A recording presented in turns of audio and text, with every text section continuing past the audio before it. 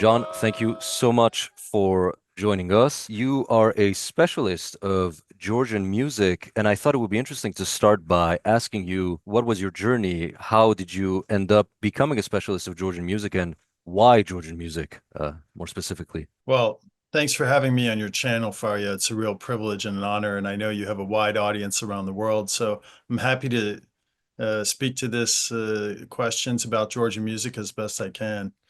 My own journey to discovering this music started about 22 years ago, 2002, I would say it is. Yeah, I'm an American citizen, and I was studying world music at Wesleyan University, and I needed to do a senior project, so I was doing research on sacred musics from around the world. And I came across a CD by the Rustavi State Ensemble from Georgia in the university library. And it really touched something deep inside of me. I've always been a singer. I've often sung in sacred music contexts. And there's something powerful about this vocal polyphony, the dissonances that they didn't seem to shy away from, the timbre and vocal production of the music, and yet it was sacred. It was unlike anything I'd ever heard before. And at that time, I was directing a choir, so I did some quick transcriptions from the CD and taught my choir that music. And that was the beginning of my journey. I know here we are decades later. I pursued a PhD in musicology and wrote my dissertation about the source manuscripts for Georgian sacred music of the Georgian Orthodox Church. There's something like 20,000 pages that record this tradition, that most of them in pencil and stuck in an archive, mostly inaccessible for the 20th century because of the prohibition on studying topics related to the Orthodox Church under the Soviet cultural regime, and also inaccessible to Western scholars because it was behind the Iron Curtain, so to speak, in the Soviet Union. So I felt very privileged to have the time and the funding to go and spend years studying these manuscripts, and that's what I wrote my dissertation about. And now I live in Georgia full time, though I'm talking to you not too far away in Vermont. But I live in Tbilisi, Georgia, with my family and my children there. That's amazing. So your journey actually led you to even moving there. That's quite a journey. That's right. Would you say that part of the reason why the music was inaccessible to Western scholars was also comparatively relative to Indo-European languages, Georgian is considered quite a difficult language. It's quite a complex language. Would you say that also played a part? Absolutely. I think I would really struggle to learn the language if I was doing so now. But at the time when I started, I had a young, fresh brain and a lot of motivation. So I did learn the language, and that was critical to gaining any access or any insight into this musical tradition because obviously the vocal polyphony, one can talk about the music, but it's text based, and especially with liturgical polyphony. Singers are singing the text. The text is very important. We're singing prayer texts, and they have certain contexts within the liturgical service, and there's certain ways that different texts need to be sung and performed.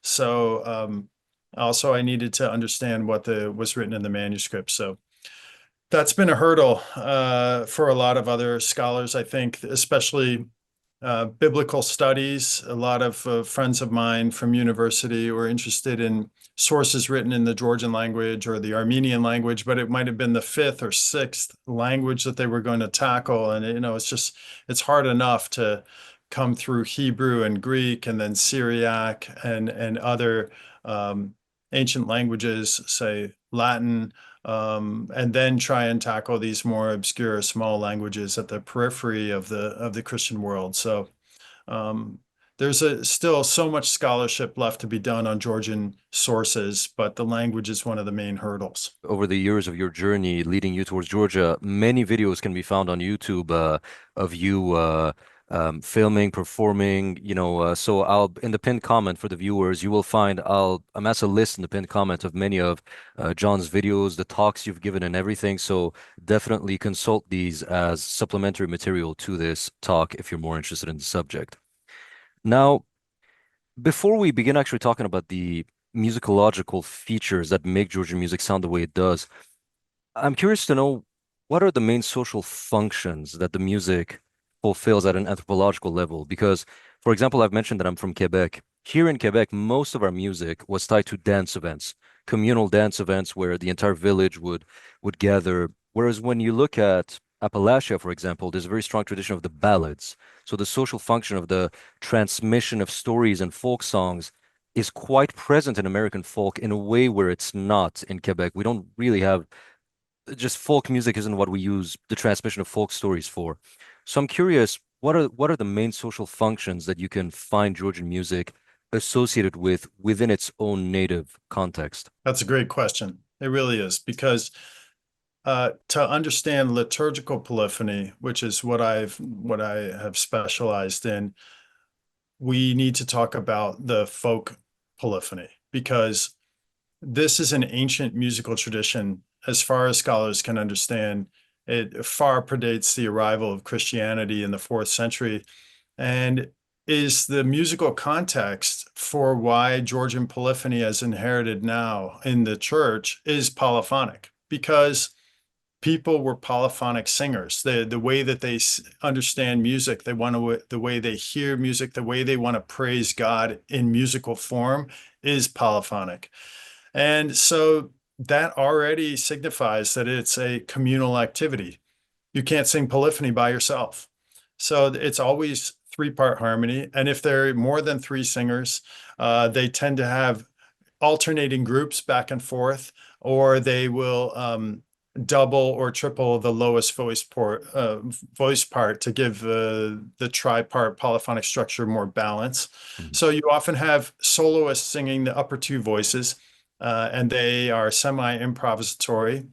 This was an oral tradition all the way until the 1880s, for centuries and centuries, perhaps millennia. And the contexts for singing polyphony are myriad, widespread. We have all sorts of folk genres, including historical ballads, as you mentioned. So long tales of heroes, moral tales, adventure tales that were sung probably over the long days of the winter in the mountain regions, when people were confined indoors. And they were typically accompanied by stringed instruments or bagpipes that would have alternating verses of instrumentation, and then a verse would be sung. It's not as deep a tradition as one finds in the Balkans, where there were these truly epic tales, Homerian level length tales that were told through the mid 20th century. But we didn't have that tradition. But certainly these could go on for many minutes describing one tale. And other than that, as you can guess, they had horseback riding songs. They had lots of work songs where there was community work like scything hay or dragging logs, stomping grapes, because this is a viticulture region. First evidence of viticulture in the world is from Georgia and Armenia. So, lots of songs that accompany that. Then there are women's genres such as healing songs. Um, there are lullabies, and community songs that were sung just by women. Whereas the travel songs and the entertainment songs, typically, ethnographers talk about them, certain genres just being sung by men. But then there were festival songs, like when you had a harvest festival or a particular festival to a local deity where the entire village would sing together, men and women together. And some of these especially were accompanied with circle dancing. So people would link arms, link elbows, put arms over shoulders in some cases. An entire village, 100, 200 people might sing and be dancing in a circle while they were doing this. And one of the things that I found very interesting was that when scouring for videos, filmed by Georgians in a native setting of music being sung, I don't think I've ever seen such a high occurrence of people singing around a table as they're eating, as I did with Georgian culture. Is there any explanation for that? I've never seen another culture where it's that there's such a correlation between folk songs and their eating and everything. Well, yeah, that's good association. I mean, one reason is that the work songs, let's say the genre of folk songs that were sung to motivate people to work together in sync, those have basically died out with the advent of tractors and modern industry and so forth. So the only choirs that are continuing to sing those work songs are like state ensembles listening to 100-year-old audio recordings and reproducing that for stage performance. So that's why you don't necessarily see videos of people in the fields singing, because the technology kind of made these kinds of songs obsolete. People just don't sing because they're not necessarily working together by hand in the fields anymore. So where do Georgians sing now? Now that these same thing, there used to be songs to rid the children of measles and mumps and so-called red diseases.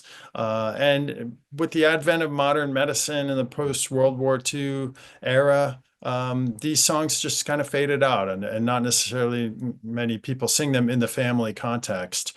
They're only reproduced by specialized folklore ensembles. So you don't get many videos of those either. So where do actual regular people sing folk music? It tends to be when they have guests, when they have a glass of their sacred drink, which is wine. And when Georgians are drinking wine, they have a social construct that requires them to make toasts. And these toasts are to formalize the occasion and formalize the moment by toasting to these archetypes like global peace, or to the health of our family or and neighbors, or to the memory of a beloved family member who's died recently. The tamada, or the toastmaster, is the leader of the supra. He is selected by the people present or by the host. The tamada's job is to lead everyone in toasts of wine, or chacha, an alcohol similar to moonshine. The tamada dedicates toasts to God, Georgia, children, parents, friends, the deceased, and anything and anyone else he deems worthy or appropriate.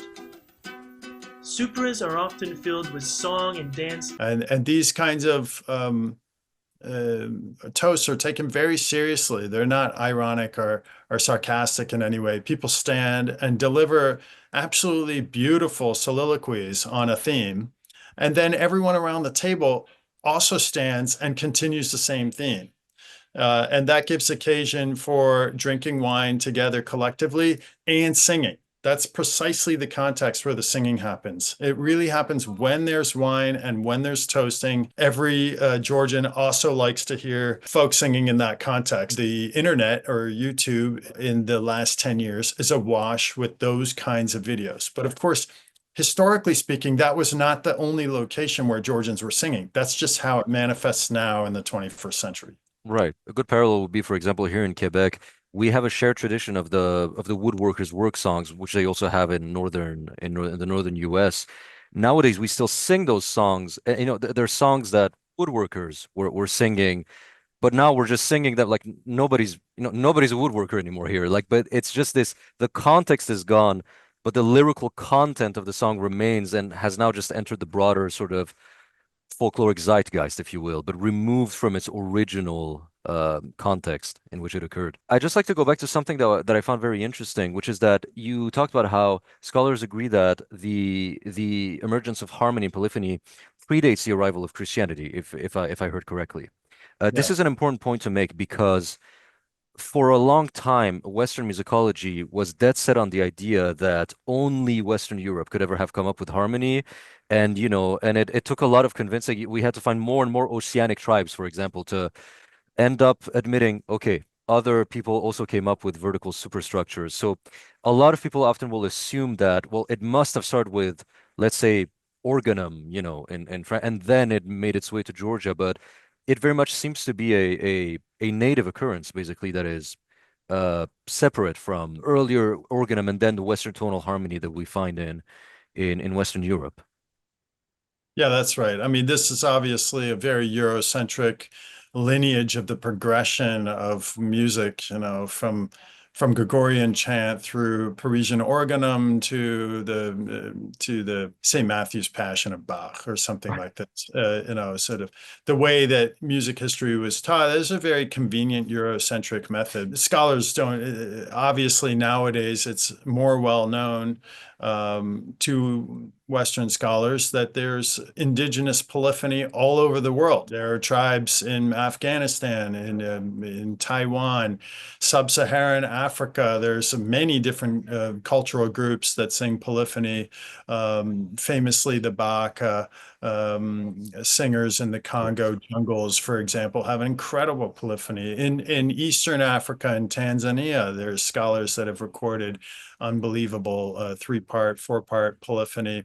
Indigenous, no reference point at all to Western music or the development of Parisian, organum. Georgia is similar in that way, and Georgians aren't alone in this. It seems to be a Caucasian, broadly South Caucasian phenomenon. So there are a number of different ethnic groups in the South Caucasus, different linguistic groups, and they sing polyphony.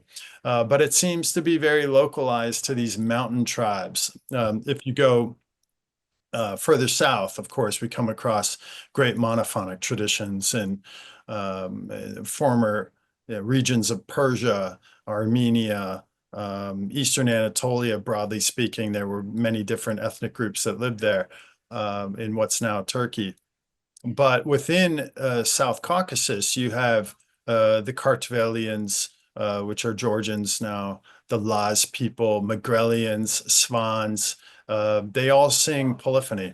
Abkhaz apparently sang polyphony, and indeed some of the North Caucasian groups have suggested that the Chechens had their indigenous polyphony is at least two-part, if not three. Like the Balkans and in Europe, there were these folk traditions that were polyphonic and indigenously, and going back millennia. We don't have recordings or we don't have written source records, but the texts and the styles and the disparate groups that share similar musical features, all of this kind of evidence leads scholars to believe that this polyphony has existed for millennia. Right. And so you've already answered one of my questions, which was that should Georgian polyphony be viewed as taxonomically related to even the Ossetians, the Ingush, who are closely related to the Chechens? I believe they also have vertical structures. So it's not unique to Georgia. What we see in Georgia is one manifestation of a broader Caucasian phenomenon of the emergence of polyphony, basically.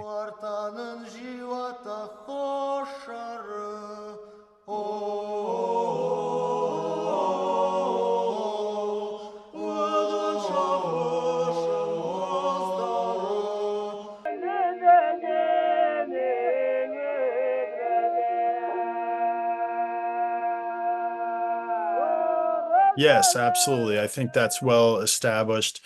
What the exact relations are, when they changed and split, this all gets into, like you said, a taxonomy of dating and of music analysis. What features are we going to prioritize? So some Georgian scholars will say, well, the earliest layer or the oldest layer of polyphony, let's say, is a drone polyphony. So there's a drone that moves potentially, and then there's a solo line above it that carries a melody, and that may or may not be harmonized with an additional third part. So this kind of a structure, if we even agree that that's the oldest, which is debatable, can be found to be an underlying musical basis for a lot of the Caucasian polyphonic structures, including in the North Caucasian tribes that you mentioned, like the Ossetians, Ingush, and Chechens. Since we've moved to talking about the harmony, I mean, it's the most celebrated aspect of Georgian music, not only outside of the country, but I feel like the Georgians themselves take a great pride in it. Now, one of the things is that in certain cultures, you will have polyphony, but you're still dealing with a musical tradition that's primarily monophonic, and polyphony is just like one option among others. Myself, at an impressionistic level, I get the feeling that Georgian music harmony is the sine non qua of like it's just the entire thing is rooted. There is no music. Would you say that that's a correct assessment? Yes, I mean you're onto it there. I mean, traditionally speaking, in terms of the inherited repertories that we have in Georgia, they are all polyphonic or implied harmony. So even if we have a couple of instances where ethnographers in the 19th century wrote down a melody and they said this was sung by a cart singer, in other words, a soloist. He's singing a cart song and only one voice is recorded, but there's an implied three-part harmony structure. In other words, if anyone else had been in the cart, they would not have been doubling that melody. They would have absolutely been singing one of the other voice parts. And you hear this even today with untrained singers. Of course, the internet's covered in incredible Georgian vocalists. I mean, they have some of the most amazing voices, a concentration of high quality singers in one culture that I've ever encountered. But even I've been in many contexts where you have untrained singers, people that never went to music class. They don't even have good voices and they might be embarrassed to sing in front of peers if they were sober. But in this case, when they're not sober, if someone is singing one voice part, that non-sober, non-trained singer will never duplicate it. They will always attempt to sing a harmony part. And to me, that's a signifier that this is a polyphonic musical culture. They have the understanding that they're supposed to be singing harmony. That's what they're hearing, and that's what they're trying to reproduce.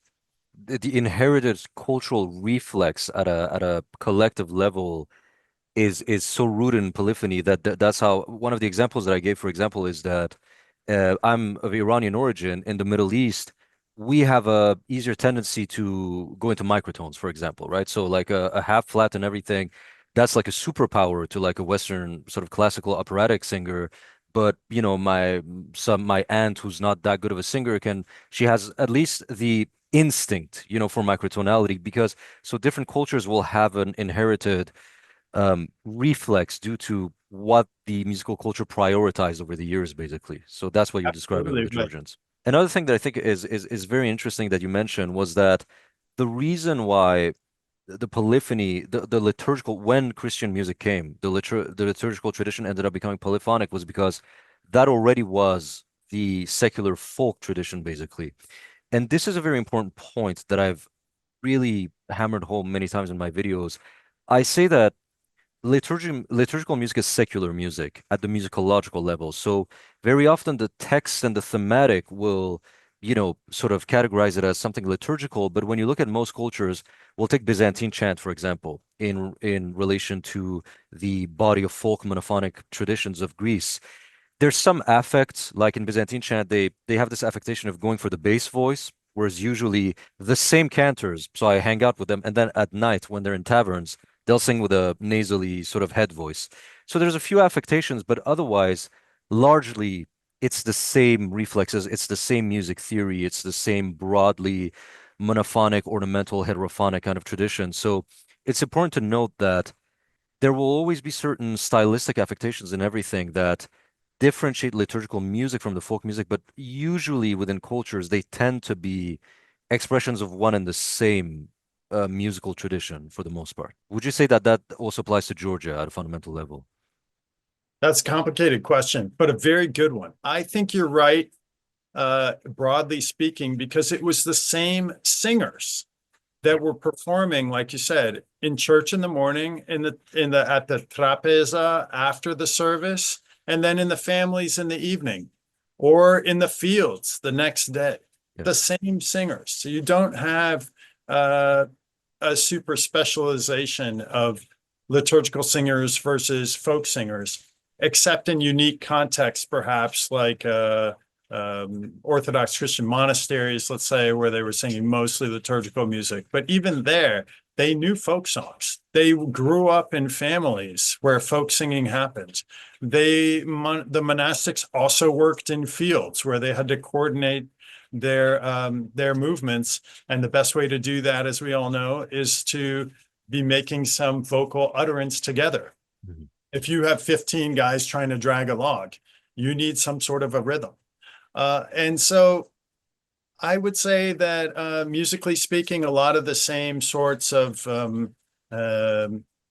nuances make their way into this. Now, when we talk about the differences musically speaking between the Georgian sacred tradition and the folk tradition, it's a big topic, a very big topic. And I wrote several chapters in the dissertation about that and how liturgical music in certain regions adapted or borrowed certain features from the local folk tradition.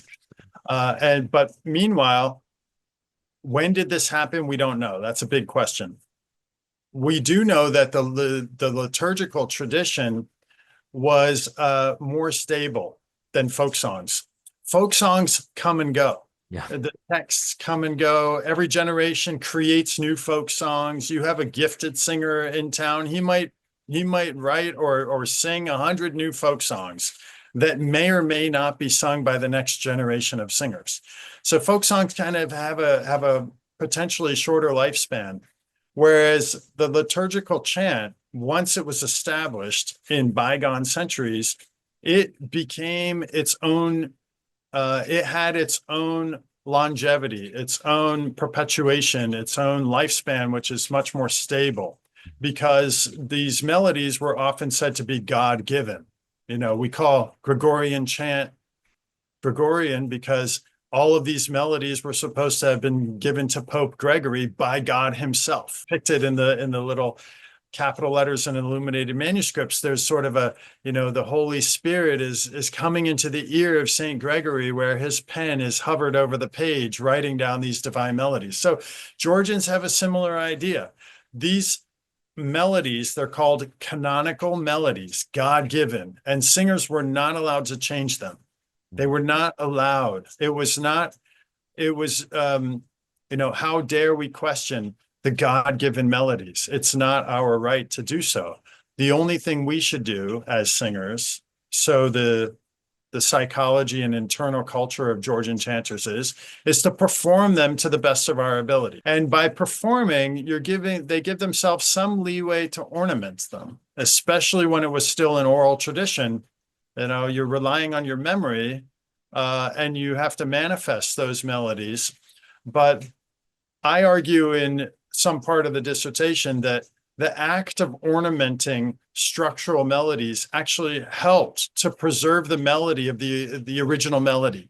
The original structure is kept intact the more you ornament it, because every single performance has slightly different ornamentation, and you're only able to ornament something which you know deeply. And if you ornament it in 5 or 10 or 50 different ways, you're reinforcing the base structure. Right. And all of the students that were listening to that would say, okay, I understand that these key notes never change.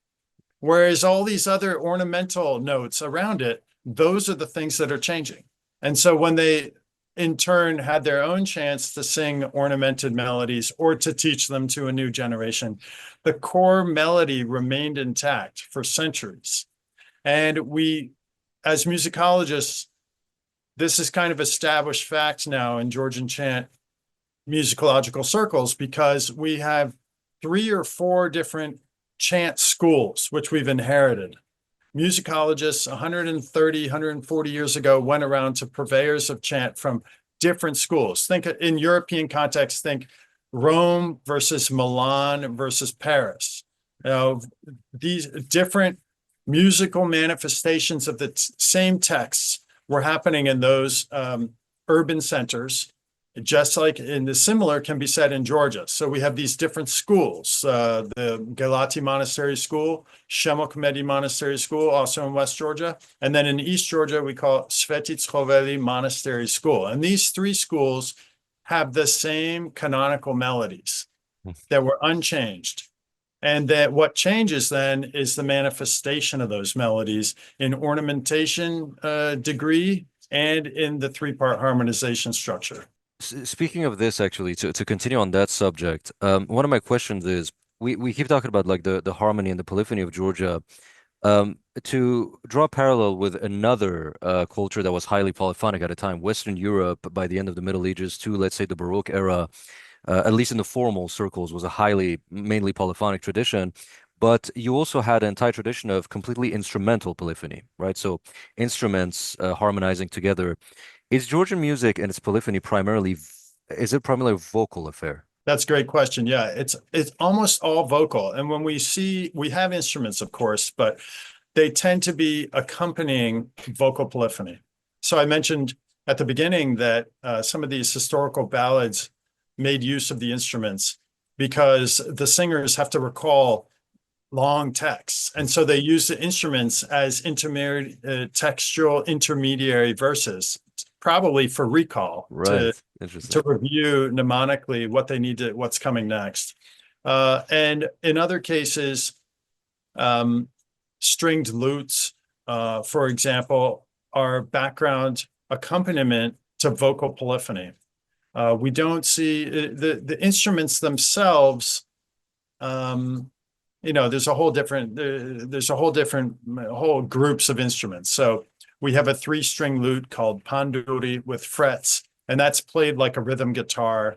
And so the 3 strings don't behave polyphonically when you're playing the instrument, if that makes sense, because they're not played I have the individually. one. I brought it up. You So have one there. yeah, And the panduri, right? yeah, there's a different lute with 4 strings, and it's typically plucked like a banjo. And so the effect is that the musician can play multiple melodic lines there, and it can be heard more polyphonically than this instrument you just showed, which is more like a strummed rhythm guitar. Then there's a 3-stringed bowed lute, which is interesting because it's unfretted, but also the strings are far from the board, the fretboard. So they're actually not, the strings are not fully pressed down to the fretboard to decrease the length of the string and thus change the pitch. Rather, the fingers just lightly touch the strings and create harmonics. It's like a bowing 3 strings with their harmonic value. And it gives a very raspy, sort of odd timbred sound, but that was the preferred sound for this mountain culture that developed that instrument. It's unique to one region called Svaneti, and it's played in a position like a cello, and the strings are never pressed all the way to the fretboard. So really curious. So we talked about how we should definitely view Georgian music contextually in the context of the Caucasus in terms of sort of the taxonomy of it being related to it. I'd like to broaden the scope of that question because sort of at a historical and geopolitical level, you have figures like Sayat Nova, for example, an Armenian ethnically who mostly operated in Georgia. I think he had some story with the king's daughter or something like that. I don't know how much of that is historical. For a very long time, Georgia was, either under the hard power, the soft power of the Iranian empires. At an impressionistic level, at least, when I listen to a lot of the music, say the accordion music for dances,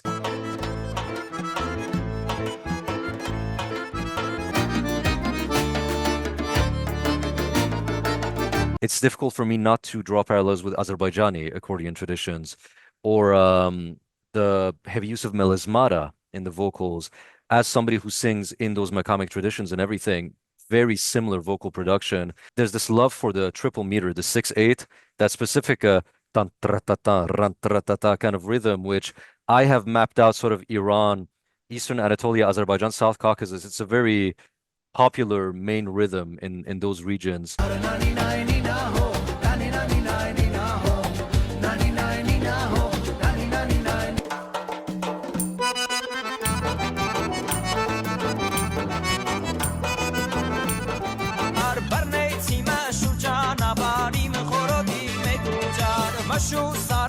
How meaningful are those connections? Would you argue that, at least on a peripheral level, Georgian music should be viewed as related to this otherwise modal, monophonic, the Oriental Middle Eastern region, let's say, to use popular terms? I'm sure you have an idea of what I'm talking about here. Wow, that's a lot to put. I mean, it's just so interesting, and you clearly have vast knowledge of all of these traditions in the area, which is fantastic. More so than me. I've never been to Iran, unfortunately, though I will say my mother lived there. My father was a diplomat, an American diplomat in Tehran in the early 60s. So I've been fascinated, and I would love to go at some point. And speaking of Iran, you must have heard of these Georgians that were taken hostage in 1616 and resettled in a place called Variegated. Call them the Variegated Georgians, and they're returning to Georgia, and they speak an archaic form of the language. And I've witnessed modern Georgians listening to these live speakers of a version of their own language that had its separate evolution for the last 400 years. And they just cannot believe that these vocabulary words or these grammatical constructions are in active linguistic use. Because, as it was explained to me, imagine if I met a native English speaker speaking with Shakespearean English. چون میوال وردی دفکری پود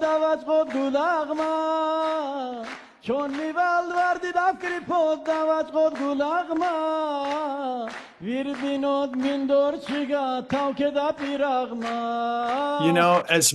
With all of my experience in Georgia, I can't say that Georgian polyphony fits into the broader musical world at a structural level. It does not have modal scales. It does not have micro tuning. Georgia seems to have been isolated in these mountain valleys. Contact was often negative. Like you said, Eastern Georgia was under the soft or hard power of the Persian Empire for the last 3,000 years. That was not a contact that was accepted or desired by Georgians. This was a vassal region to the Persian Empire. It was at the far northwestern corner. It was viewed as mostly just a place to extract taxation for an Islamic the empire wealth. also. They were Muslims also. That there's all of those differences. Right. The Arab Caliphate had been there before for a time, 400 years or so. But these contacts, as far as we can tell, were not accepted by Georgians. They weren't quick to adapt or to adopt the music or culture of the invaders, and they hung on to their indigenous musical styles. As far as we can tell, I can't say that this Georgian polyphony has a lot of contact with the broader modal systems at a structural level. But I will also say this, at the peripheral sort of influential level, at the superficial level, of course, there was cultural contact. Of course, some rhythms are there. Of course, some instruments like the accordion, some of the melismatic characteristics that individual singers gave to their songs remind us of the kind of melismatic vocal performances of virtuosic monophonic singers to the south. And in more recent centuries, like let's take the accordion example, the Russian Empire took over this whole region, and they exerted huge influence on all the popular musics of the 19th century. And Tbilisi, as a trading capital and as the center of the Russian garrison in the South Caucasus, which included all of Armenia and Azerbaijan as they are today. In those days, of course, they were just small feudal khanates and feudal Christian principalities, let's say, all incorporated and administered under the Russian Empire. So there were various musical genres that were happening all over the place. And Tbilisi itself had a lot of Azeris who were performing Azeri music, what we could call Azeri music, and Armenians the same. So we had, in the same performance, you can have the saz and the duduk. And there were these ensembles that played in Tbilisi and had the kind of a pan-Caucasian sound. But that is not, no one in Georgia says that's Georgian music. It's actually called Tbilisian music because it's of the capital city that Georgians were familiar with. But it wasn't just Tbilisi; it was kind of pan southern musical. I don't even know what to call this genre, but you know what I'm talking about. Like it's more instrumental, and if a singer is singing, it's solo singing. So this is not considered indigenous Georgian music, but really a genre that emerges in the early 19th century in the context of the Russian Empire. Yeah, it's a product of the cosmopolitan, nature of those big cities. You can see the same thing with Athens, for example. Well, you'll see the implementation of many Italianate elements and everything, but they're not considered, let's say, traditionally or typically indicative of Greek music. Yeah, I think Georgian music, it's an important point that you've mentioned. You can always find similarities between geographically contiguous regions of the world, but I think it's important to demarcate, let's say, superfluous or superficial, influences that'll occur versus meaningful structural resemblances. So Georgian music being at the periphery of this region of the world, there has to be some spillover, and there was culturally, like the Shahnameh, for example, is known in Georgia to some extent. The Book of Kings of the Iranians. There's Georgia's called Rustam, which is a Iranian name originally. But, if we look at, for example, the Iranian influence, there's this concept of Greater Iran, right? Sort of the cultural region in which the Iranian Empire has exerted meaningful cultural. Nobody has ever argued that Georgia is within Greater Iran, as far as I know. I've seen people argue that Armenia may be into it, but Georgia doesn't fall into that. So yeah, I think it is really a Caucasian musical tradition. Being at the frontier of this sort of Makamic Middle Eastern world, there will have been some spillover in terms of influence, probably, but not at any meaningful level where, because I've argued, for example, that Greek music taxonomically is one and the same with Middle East. It's the same monophonic, Makamic traditions and everything. That Mm. same level of let's say, familial relationship can't be said for Georgia and the Middle East, though there may be influences. Next question. So that's actually an inside joke that we have on my channel. There's Mm. this vocable, the aman aman, which we find across. I jokingly refer to this region of the world.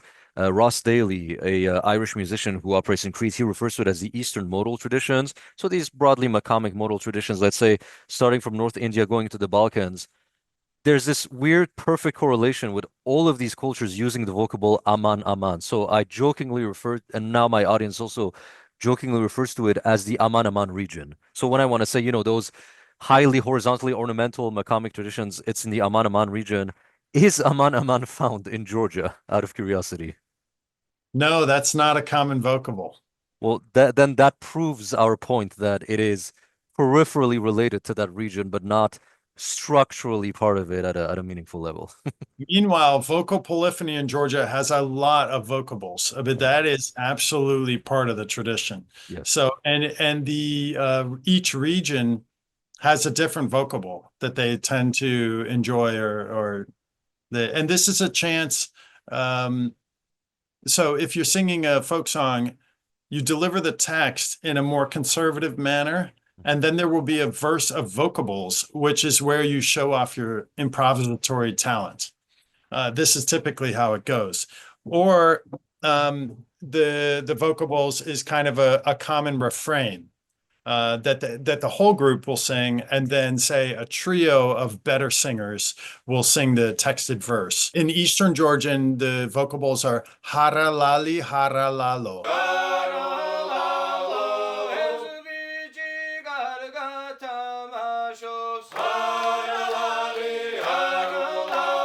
You hear it in many, many, many different songs Yeah. too. When you get under the surface, it's a common refrain. And in West Georgia, in say the Gurian region, it's more wo de la wo de la wo de la wo de la. So there's a lot more dental does duh.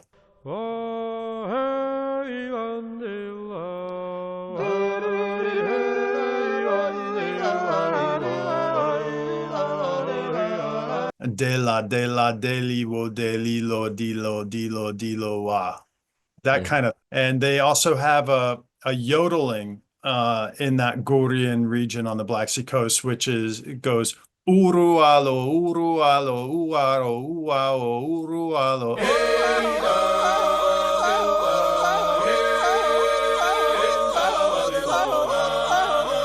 So those are more vowels. And if they're consonants, they're easy ones to sort of separate the sound. Rs, little rolled Rs, or Ls, or Ds. They're all kind of dental consonants. Yeah, the Ganda Gana, which is possibly the most internationally well-known song from Georgia. It has Especially that. it's taken off.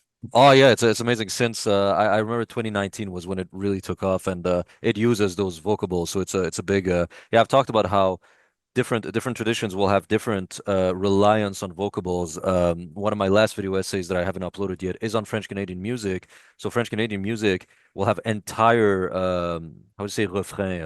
My English is missing the main the chorus, entirely made up of nonsense words like Donden lariden matapatalimatu matantalu malimatu matapatalimatu matantalu laride, which means absolutely nothing. But you see that in Ireland, for example. But then in American traditions less so. You don't see that reliance, at least in Appalachia, as far as I know. So it It is interesting. I mean, we have some like songs fa la la la la la la la la. right. You hear in Christmas carols like Yeah. or from the British Isles. But yeah, it's not as common in the US folklore. You're right. It's interesting how these vocables, they're nonsense words, but they're not randomly generated. There's a library of pre-existing, often tied to a certain region, which is very interesting. So you can't just go fa la la with Georgian music and have it sound inauthentic. You'd need to go for na na na na, those Yeah. pre-existing vocable sounds. That's the other Svaneti, the other the Highland region. Their vocables are more with the ends. Na na ida, na na ida, na na na na ida, that kind of thing. A friend of mine wrote a dissertation on this. So if you're really interested, look up the dissertation by Lauren Ninoshvili, who writes about vocable usage in Georgian folk music and liturgical music, because even though obviously these vocables are not liturgical, speaking of the influence and the spillover, if you have a moment in a service where the choir needs to extend the amount of time that they're singing, but they don't have enough text, you can't just randomly insert text. This is a liturgical service, all like prescribed in the Typicon, exactly what must be sung where. You cannot add text. So to prolong the amount of time that they need to, let's say they're preparing the communion bread and the priest signals, hey, keep singing, we need another 3 minutes. These singers would insert vocables. They would insert entire musical phrases sometimes on open vowels, and sometimes because they're folk singers, they would add vocables. So my friend Lauren wrote a very interesting dissertation about that. Closely related, probably, or at least parallel to the terirem in Byzantine music. So tenena terirem are the sort of canonical nonsense vocables that you use when you've run out of text in Byzantine church service.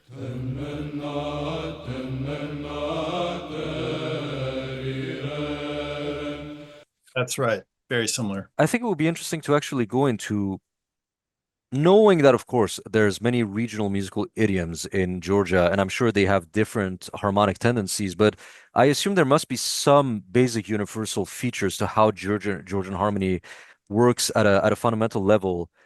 What are how does Georgian harmony work in the sense that it is differentiated from tonal Western harmony? So in tonal Western harmony, we mostly function on the basis of stacking at least a third of a distance, triadic chords and everything. How does Georgian harmony work? Why does it have a specific sound of its own? Great question. So as inherited, in other words, as we find it in the manuscripts in the 1880s, which were recorded from master singers at that time, who, it should be said, there weren't too many left because their musical traditions had been eroded. The institutions where they were singing had been closed in the Russian Tsarist era. So there weren't too many master liturgical singers left in the 1880s, but there were a few, and their music was recorded in these manuscripts. And I've spent a good number of years analyzing those manuscripts, musically speaking. So almost 99%, I mean, almost all of it is 3-part harmony. The top voice is the structural melody. It's the modal melody, the part that can't be changed that I was mentioning earlier. Right. The top voice. So this is already a big departure from the way that music theorists talk about tonal music in the West, or indeed any music. We usually think bottom up, like what is the chord structure? We're talking about a 1-4-5 chord structure. Well, that describes the bass voice, and harmony is constructed above it. Now that we know that in Georgian chant, the canonical melody is in the top voice, as in if you have 3 men singing, it would be the first tenor, or 3 women singing, it would be the top soprano. We know it's that voice part because across all of the regional schools, that's what remains consistent. Mm-hmm. And the other voice parts are highly variable. The second and third voice parts are highly variable across regions and can receive more ornamentation than the canonical first voice melody. So that begs us to construct a new idea of how to understand this music. We need to analyze it in different ways. We can't just talk about this being a tonic, or this being a dominant or subdominant. What I was saying, 1-4-5 chords. Well, that doesn't apply at all to Georgian polyphony, because what if the bass singer just decides to sing a completely different note tomorrow when he's singing the same chant, or the next day when he's singing the same exact chant, he just sings a different note? Suddenly, are you going to have a completely different harmonic analysis of the same chant? Mm-hmm. So Georgian musicologists have developed new systems to talk about Georgian polyphony, specifically liturgical polyphony, that has to do with these modal melodies. Let's understand that system first, and then we can talk about harmony. So in brief, we have these modal melodies that are phrase lengths. They're about as long as it takes to breathe, 1 breath. If you don't have much stamina, you need to sing that phrase faster so you can get into 1 breath. Mm-hmm. If you're have a huge breath support and an experienced singer, you can slow down the chant and in order to make that phrase even longer, which allows you to insert more ornamentation down the road. So we have 200-300 of these phrase length modal melodies, and each one back in the Middle Ages was assigned to a specific category. A category could be called a tone, like there was an 8-mode system or tone system. So this melody, let's say this one, da da da da da da da da da da da da. That melody only occurs in the classification called tone 4 for the text genre of troparion. Mm-hmm. Okay? And there are other text genres, kondakion, alleluias, irmoi. All right, so for just within the troparion system, the melodies were often arranged into the 8-mode system, so they needed to be assigned to specific melodies. So that specific melody I just sang is for tone 4. And it doesn't occur anywhere else. It's unique to tone 4. If we hear it, we know that has to be tone 4. And this is how I argue the master singers learned and then taught and preserved this tradition, so that in the 1880s, we had master chanters who have no idea about music notation. They're in an oral tradition, and they can reproduce 3,000 chants. Mm-hmm. 3,000. They are at a elite mnemonic level, on par with people that can recite ballads for 6 hours straight, or recite the history of the kings for 25 generations. I mean, there are always people in traditional cultures that do this. The smart people, the ones that have the discipline to memorize and rehearse and sit at the knee of a guru for 10 years, and then they're the guru. That is the category of people that were master chanters in the Georgian Orthodox Church. 3,000 complicated chants. One of them would take me a week to memorize, and I've been doing this for 20 years. Yeah. So they had a sophisticated mnemonic system that had relied on this classification of modal melodies within a system. And like I said, 200 to 300 of these modal melodies, which are pretty complicated and all unique.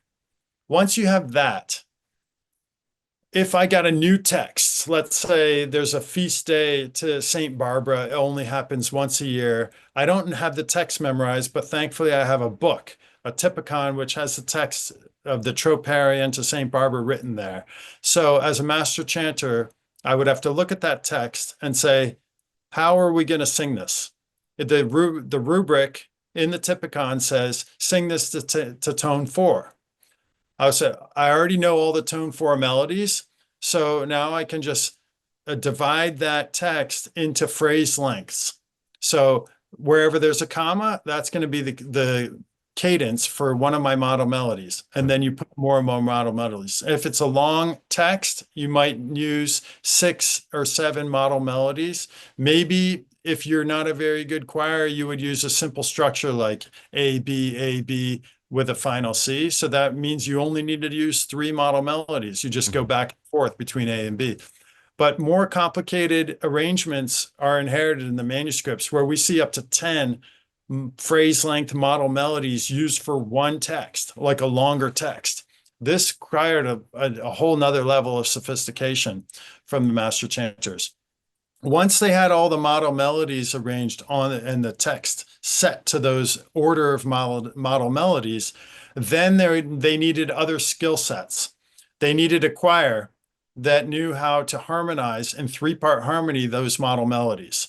And then if they were really good, with perhaps a couple of extra rehearsals before tomorrow's service, they would ornament all 3 voice parts. By ornament, I mean like, so I sang the basic model melody of the beginning of tone 4 Troparion. Right. Da, da, da, da, da, da, da, da, like that. So to ornament that, I could sing da, da, da, da, da, da, da. Da, da, da, da, da, da, da, da, da, da, da. You know, it's a horizontal ornamentation, Right. but not to the degree of the monophonic traditions in the Makam system. What did you call the whole region? The Aman Aman region. Aman region. No, so it's not that. Right. We're not doing, little nuances, micro tuning. They weren't virtuosic at horizontal singing. It's really just adding upper and lower neighbor notes. It's filling gaps with more notes, but not all the time. Sometimes they would hold a long note to allow another voice to ornament. You see what I mean? Yeah. If the top voice is holding a long note, the middle voice ornaments, or the middle voice would hold a chord while the top voice melody is moving around it because it creates interesting harmonies. It would create almost a drone effect when the middle voice sits on one note. You see that a lot in Georgian polyphony. So the singers were absolutely thinking vertically. They were thinking about the harmony. But when we analyze the structure of this music, it's these top voice model melodies that were linear, that were horizontal. So it has both components. Structurally, it's horizontal analysis, but the way the singers were performing them, they were thinking of chords in vertical structure. Interesting, because for example, a lot of my friends, for example, who grew up in the Western musical tradition, they will begin by thinking in terms of the chord and then coming up with a melody to match the chord progression. But as you're describing it, it starts with a melody. It starts with a melody, and then how do we harmonize the melody and not how do we produce a melody to fit a pre-existing chord progression, basically. That's right. Absolutely right. How did they do that? Yeah. How did they harmonize these melodies? Well, we see several different methods. They were absolutely creative, and they used their musical traditions from their local folk traditions. And there are at least 12 different regions with separate folk traditions in Georgia. And the harmony that in these folk traditions is quite different one from another. I mean, broadly speaking, from a distance, okay, they're all 3-part harmony, vocal polyphony, etc. But when you get in closer, you see that they don't even, a Georgian person from one region to another doesn't even like each other's vocal polyphony because they're so different. Right. They are like, let's say East Georgia, most of the folk polyphony is based off of a moving drone. So the bass is solid and it moves up or down by whole step typically. And the upper two, the voices above it in the folk music are highly melismatic and ornamented long melodic lines.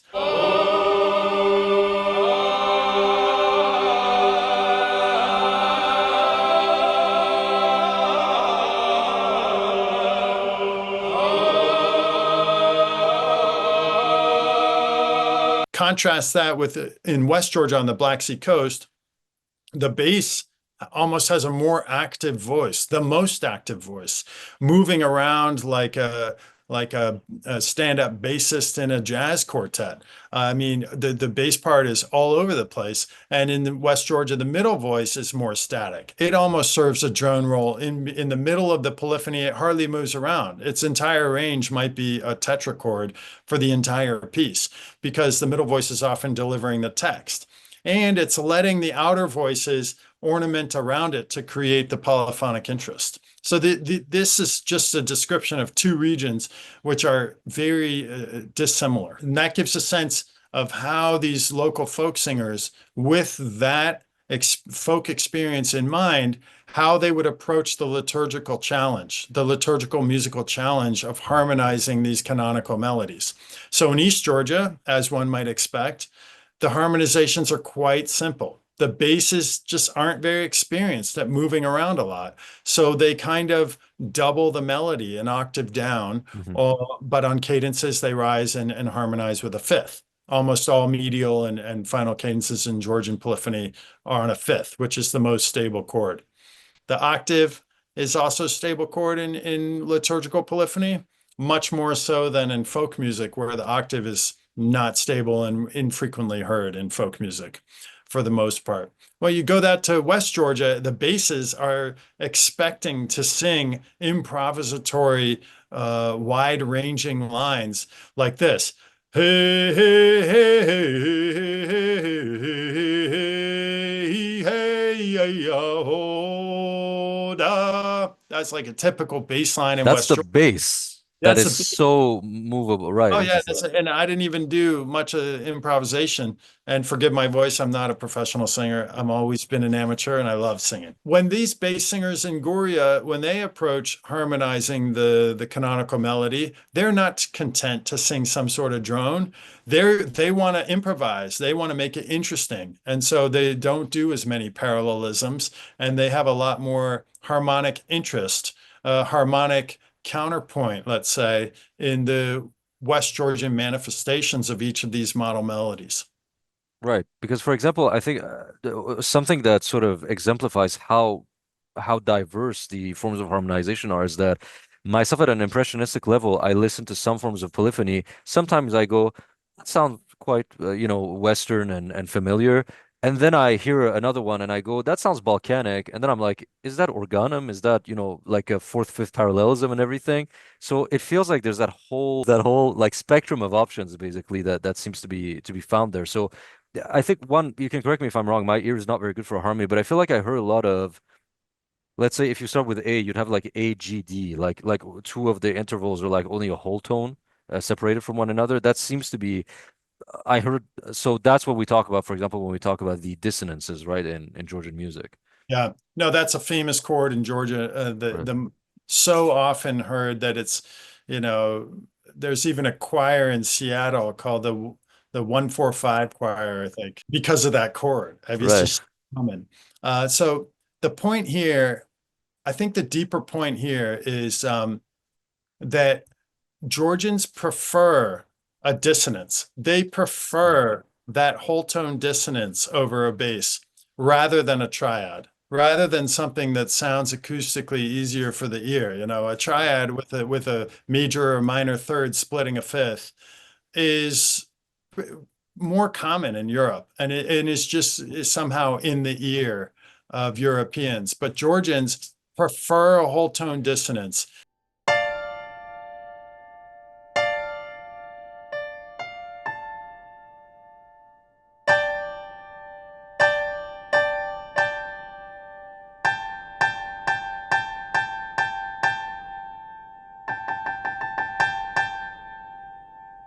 And I think it's my personal theory.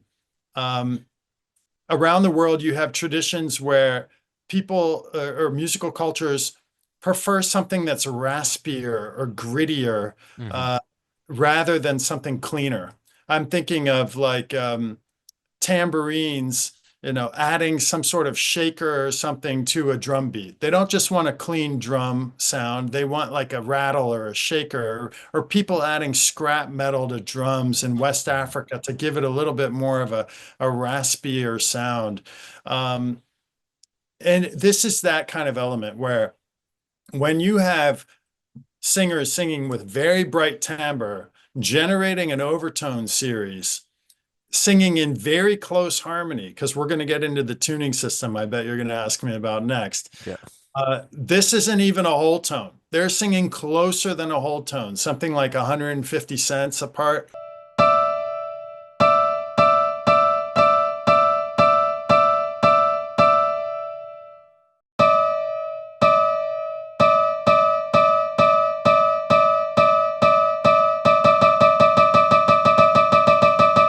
That generates like the kind of buzz and feeling in the air where the hair on your arm will stand up. I mean, your ears ring when you hear good Georgian singers singing this close polyphony. It's kind of a thrilling feeling. And I think this is what I'm trying to get at. That feeling is what Georgians are trying to go for with this polyphony. They don't want soft, nice sound all the time. They want that buzzing sound, the thrill of the ear, the overtones beating against each other. It's kind of a beating of the air, if that makes sense. You get this in Balkan polyphony. I made a song this winter called Lazar's Curse, and I'm using the typical drone form of harmonization that they use in the Balkans, and one of the voices is staying on this note, and then another one hits this note, and together they harmonize like this.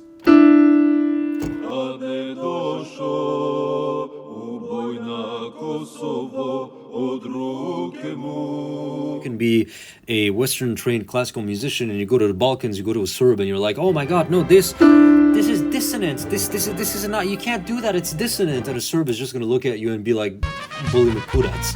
Then they're gonna drive off in their dacha listening to odd time signatures. Or in Latvia, they'll sing a unison and then half the group will go up a quarter tone or something and just create this incredible beating sound because they're singing in such bright vocal timbre. So Georgians are not that extreme, but it's a similar angle, similar desire in the music. And that's why you get a lot of dissonances that are not accidental. They are intentional. They will sit in that dissonance for much longer than is comfortable for Westerners. Right. So there seems to be this preference for much darker, smaller harmonic intervals than we would find in functional Western harmony. It seems that, and that couple, as you said, it's a very bright vocal posture. It's a very open-throated, it's not there's not sort of this affect that we'd have in classical, where you're kind of maintaining the voice there, letting it ring out, basically. That creates this acoustic mixture, basically. That's interesting. Right. Yeah, so the discussion about vocal performance practice, in general, Georgians sing like they're singing outside, like they need to project their voices, so this is for work songs in the field, horseback riding songs with other noise around. So the vocal production has been described as raw, bright, strident, just out there. Folk singers in Georgia largely produce this kind of raw, open-throated sound. And that lends itself in close harmony to the beating and the incredible energy that one feels hearing this music. It's not like on the recordings. You need to be in the room, preferably a small room with Georgians who have huge voices. When I'm singing bass baritone next to Georgians, I can't hear myself.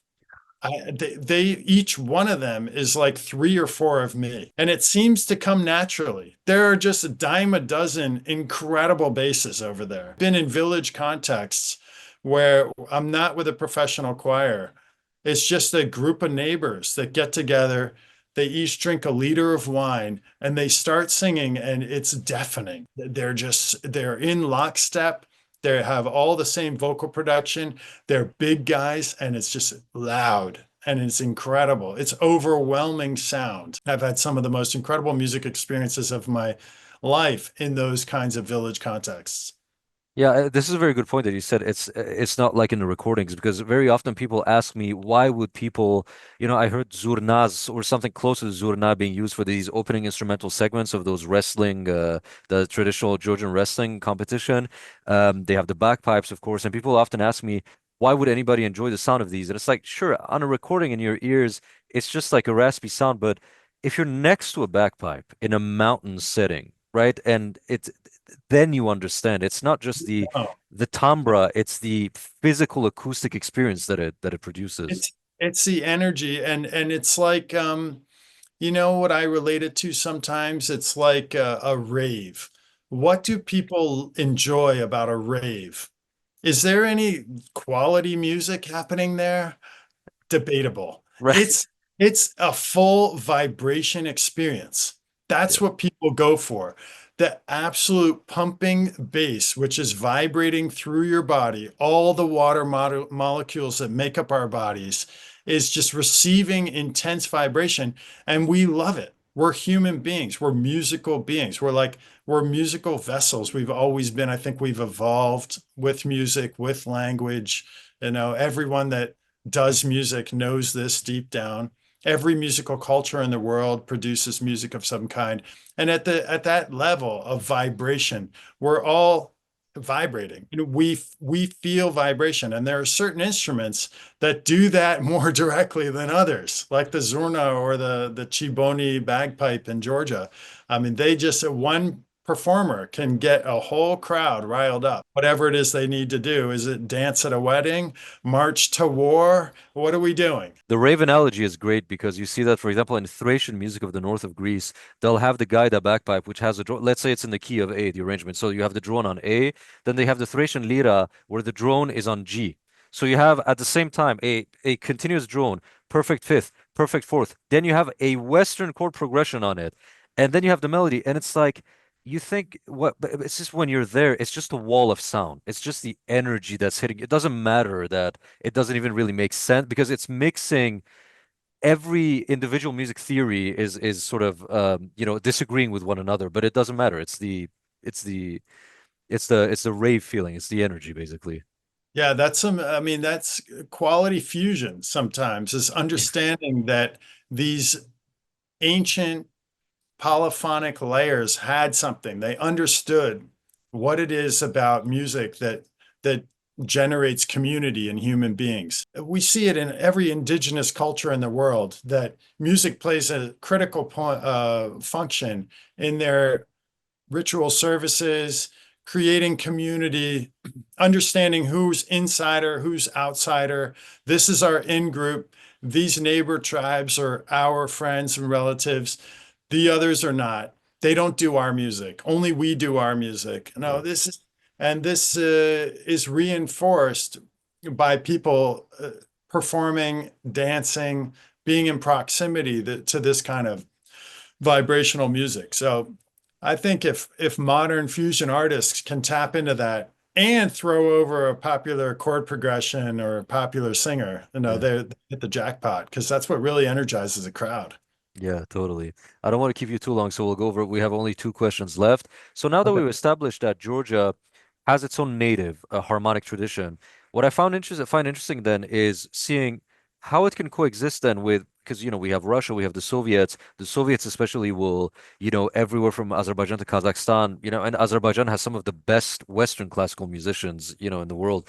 You have the implementation of the Western tonal system. Now, if you look at otherwise monophonic systems like Greek or Iranian traditional music, it just slap a Western chord progression on the modal music. It's easy to see how it happens. I'm curious to know how does that coexistence of two distinct harmonic systems occurs in Georgia? How do these two harmonic systems coexist in the same context? The quick answer is they don't coexist. They cannot coexist. Musicians have to choose one or the other.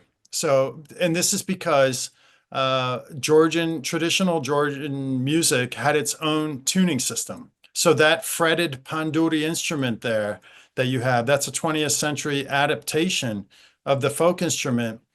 whose frets were aligned with the Georgian tuning system, which, if we get into it a little bit, had different size intervals that divided a fifth or divided an octave. So these days, very few Georgian performers in any genre sing in the Georgian traditional tuning system. It's very difficult because we're surrounded by diatonic temper tuning. It's in television, it's in radio, it's in advertisements. It's the soundscape that our children are being raised in and has been for 100 years.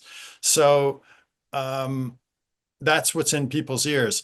And it's hard to reverse engineer that and learn a totally different tuning system and be able to perform in that. Only absolute specialists can do it. And even then, it feels like an approximation of what we hear in the old recordings. We know that Georgians had a separate tuning system because we hear it in old recordings from 1900 and 1910, that era. When recordings were made of folk singers, they are clearly singing in a totally different tuning system. Right. I mean, no question about it. And modern scholarship has applied computer technology to this, and we've mapped out what this tuning system looked like. This is all well known. The only singers in an indigenous context today that sing in that manner are mountain regions of Georgia where singers have never been to music school, conservatory, never seen a music notation, and they grew up in families where there were active traditional singers, remote places, where the tuning system of television hasn't penetrated so deeply. I would put it that way, where competing tuning systems haven't overridden the traditional. So up in Svaneti is one of those places. It's a highland region in northwest Georgia, and one can find singers there that sound like they're singing in the Middle Ages. I mean, they are singing in a system that has nothing to do with Western tonal music.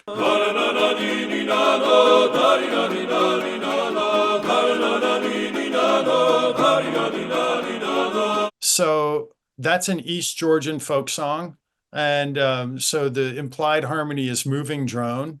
And then it's three-part harmony. The middle voice has the melody, the bass is drone, and the upper voice is often just parallel thirds with the above the melody. So we also have a presence of parallel thirds in natively Absolutely. German. Okay, interesting. Absolutely. We love parallel thirds too.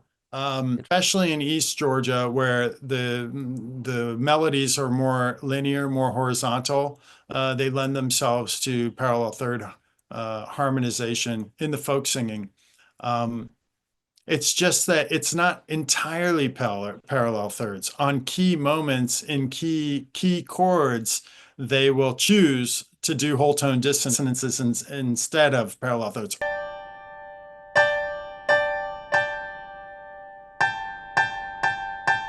Or let me give you an example. A lot of the feasting songs in East Georgia, what we call the supruli, because the traditional feast with the toasting is called supra. The upper voices are moving in parallel thirds. The top voice will do ornaments, come down and sit a whole step above the middle voice. The middle voice will not move yet because it's waiting for that dissonance, because it's so much more interesting to listen to dissonance resolving to a consonance. Yeah. So when you listen to it, it might sound superficially like they're doing descending parallel thirds, the upper two voices. But when you listen closely, it's third whole tone, third whole tone, third whole tone, like that, intentionally. So that's the kind of thing that that Georgian singers in East Georgia will do. That sort of 1-4-5 or 5-4-1 chord that we were discussing earlier is more common in West Georgia. That's interesting. So even when parallel thirds are happening, it's not keeping with sort of the consistently having clean sort of intervals in a Western perspective, but it's doing those clean intervals so that we can then get a very sort of contrasting dissonance that then resolves. It's all about the interplay, basically. They're fantastic harmonic possibilities that can be created out of the the indigenous harmonic structures. So for the last question, yeah, we were talking about sort of the westernization of Georgian music, in terms of the scales. So of course we can look at it superficially. The instruments, accordion comes in, guitar comes in, and everything. I'm curious about the scales now. Even most traditional singers are singing to the tempered diatonic scale, basically. Yeah. This will surely affect the quality of the harmonies that they're doing now, the harmonic intervals that they're choosing. It's the same ones that they were choosing pre-Westernization. They're keeping that reflex, but there was a different quality surely back then to those same, let's say that 145. There would have Yeah. been a different. And I have friends who are professional musicians who can switch. They can switch between the two. And it's interesting to hear that ability. And the instruments too. So someone will say, should I bring my classical panduri, which means it's been westernized and is now chromatic. The frets are now organized to be tuned chromatically according to a Western piano, let's say. Or should I bring my folk panduri, which is like the frets are spaced differently to give more of a folky sound to it. And that also helps to determine how they're going to sing. And so in traditional tuning, in Georgian tuning, there are no half steps and no whole steps. They're all 3/4 steps. So if we consider a whole step to be 200 cents and a half step to be 100 cents, most Georgian intervals fall between 150 and 170 cents.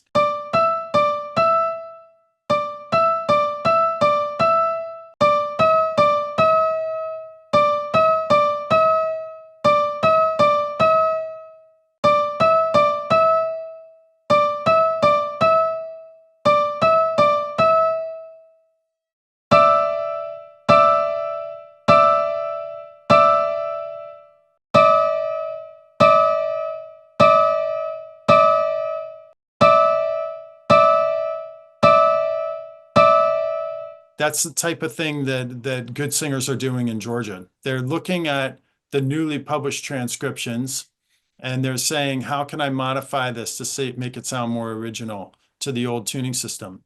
And what I'm doing as a musicologist is saying, what did the original source look like in 1880? What are the editors changing when they published it in 2010? And why are they doing that? And the other interesting question is, the original transcription made in the 1880s, what sort of compromise was that writer doing? He's hearing these singers singing some tuning system that he doesn't understand. And every time they repeat it, maybe they're singing a different way because it's an oral, semi-improvisatory tradition. So it was very difficult to even write these down in 1880s, and what compromises did they have to make? And what could be considered an error, a transcription error in the 1880s versus something that, no, they wrote that down accurately, and we should probably not change that now in 2010, 2025. Yeah, this adaptation is something that we see across the board in that region of the world. For example, in the Balkans, most songs that are now in minor tended to be in a sort of neutral second interval. They went for the Western minor, whereas in the Middle East, the same Azerbaijanis also go for the Western minor, whereas in Iran, we went for Phrygian whenever we want to like adapt them in Oh, so with the second degree. like lower the second degree.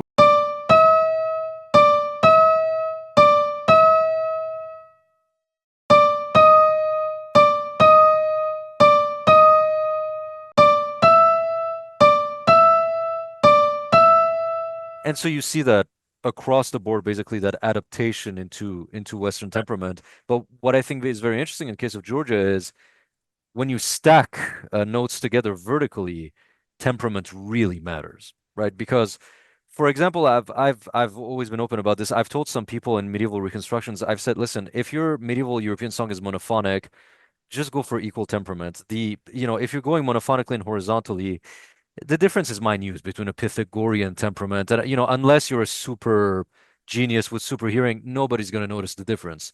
There's small differences. Yeah, but when you start stacking the notes, that's when a difference in temperament becomes very, very meaningful. This goes back to how Georgians would manifest a modal melody into 3-part harmony to prepare for the service that they have tomorrow. They always use as their reference point the top voice melody. And the priority is to tune to that. Mm. So that melody is singing in its original tuning with 3/4 steps. And depending on what interval you're singing below it, that's how you tune. So if I'm singing a fifth below that, the melodic note, that's an easy one. We know, everyone knows what a good fifth sounds like. This is Pythagorean. If the bass is singing an octave and you're trying to tune to a fifth in there, that's different. You're not functionally really a fifth anymore. You're in between an octave. What if the bass is singing a ninth below and you have to tune to a fifth below? So the subtleties of where you're tuning below the top voice melody change a little bit based on what the third voice is doing. And we're talking octaves and fifths. Those are the easy ones. Imagine that the bass is tuning a seventh below the melody here, and I'm trying to tune like a fifth or a fourth or a third or a second. We have all those chord types. It's extremely interesting and exciting to try and analyze some of these complex Georgian chants. They were experimenting with all sorts of vertical harmony, but it all fit together because they knew where they were going in how much time. That's what stays consistent. The modal melodies gave that structure. If you think of like a chord progression in a jazz standard, there's that structure. You know the chords, you know how many beats until you have to go to the B section. So Right. Georgian chant is structured the same way. How many beats, what the melody is, and no matter what strange chords might occur on the way as we're improvising this harmonization, we know where we have to be and when, and that's how the whole thing fits together. Well, John, I think we've went through all of the questions. I want to thank you immensely for the opportunity to pick your brain on this amazing, really sort of unique musical tradition. Really, the Caucasus is sort of its own thing on so many levels, and it's just fascinating to analyze it and to talk about it. I love it. I know I fell in love with it decades ago, and I feel privileged to know this music, to sing it sometimes. I've taught Georgian polyphony in various university contexts. I've written about it, obviously, and it continues to fascinate me. As I grow older, there's more and more nuances and more things that I discover. And there's constant new research that's coming out. Yeah. There's a symposium for academics, and choirs are discovering old recordings and reanimating old songs that haven't been heard in 100 years. So it's really exciting to be part of the world of Georgian polyphony. And I invite all the viewers that have made it this far through our interview, and thank you so much for these like very sophisticated questions. I invite you all to dive into the world of Georgian polyphony. It's really something fascinating. Oh yeah, absolutely. You'll find in the link, I'll link all of the videos that I found, both of you, and the articles that you've sent me also really go into it. It's one of those subjects where the more you learn, the more you realize how much you have to learn, basically. It's like a river without an end. It's Right. quite fascinating. Well, Mhm. thank you so much, John, and I hope you have a very nice day. You too. Thank you. Thank you very much.